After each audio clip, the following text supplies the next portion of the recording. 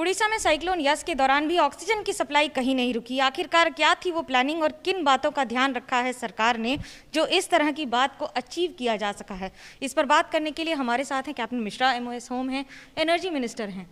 क्या किया सरकार ने कि ऑक्सीजन की सप्लाई रुकी ही नहीं? हमें एक मार्गदर्शन हमारे प्रिय मुख्यमंत्री जी से मिला कि जीवन अमूल्य है, देश के हर जनता के पास किस तरह ऑक्सीजन पहुंचे, इस दिशा में उड़ीसा सरकार ने काम किया। ऑक्सीजन प्लांट्स को बिना कोई तकलीफ बिजली पहुंचे तो DG set stand by two stand by में रखा गया। छोटी छोटी चीज़ों को ध्यान में दिया गया।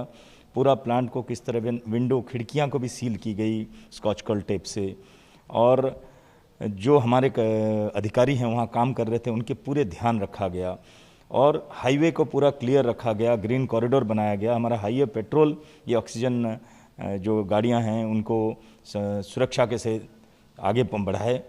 तो जब तूफान चल रही थी तब भी ऑक्सीजन का प्रोडक्शन था, तूफान थमने के बाद भी ट्रांसपोर्टेशन चालू हो गया, और आज भी निरंतर ये चालू है। ये एक बहुत बड़ी उपलब्धि है और उड़ीसा जूझ रही है क्लाइमेट चेंज के। मेरा निवेदन है आपके माध्यम से कि हम पर्यावरण को संरक्षित करें ताकि इस तरह की आपदा किसी भी राज्य पे ना आए।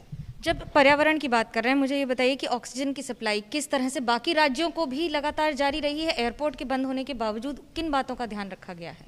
देखिए, ये जो था करीबन कोस्टल डिस्ट्रिक्ट हमारे 4-5 इसी में हाईवे बंद किया गया था, तो पहले से ही जो भी स्टॉक था उसको आगे बढ़ाया गया प्रोडक्शन, ताकि दूसरे राज्य को जो देना था वो पहुंचाया गया।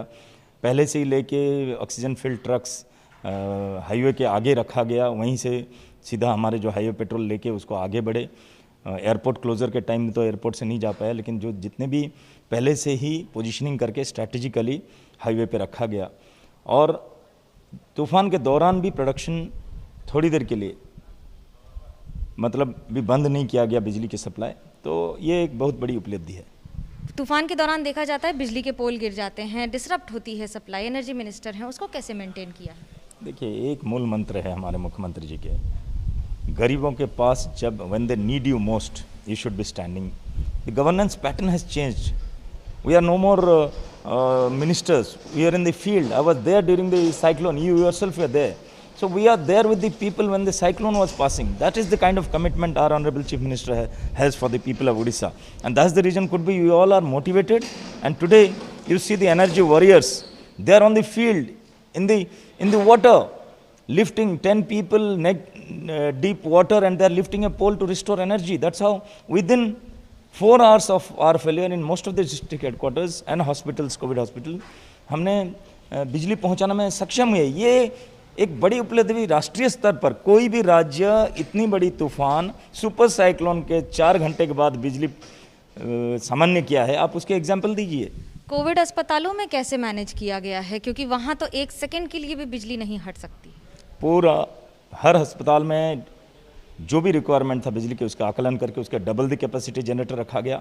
कहीं एक जनरेटर फेल हो जाए तो स्टैंड बाय से स्टैंड बाय रखा गया, और पूरे बिजली विभाग को दिशा निर्देश किया गया कि पहले जैसे ही तूफान थमी, थोड़ी थोड़ी हवा चल रही थी, आप कल देख रहे थे, इवन 80-90 किलोमीटर में काम करना कितनी तकलीफ है, उसी के दौरान भी हमारे लोग हॉस्पिटल में लाइन सामान्य करने के लिए तैयार रहे और काम किए, जूझे। I salute those energy workers, they were really brilliant on the field.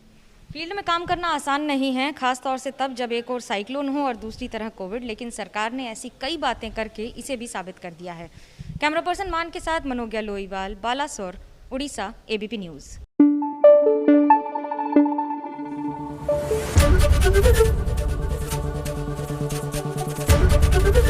ABP news आपको रखे आगे।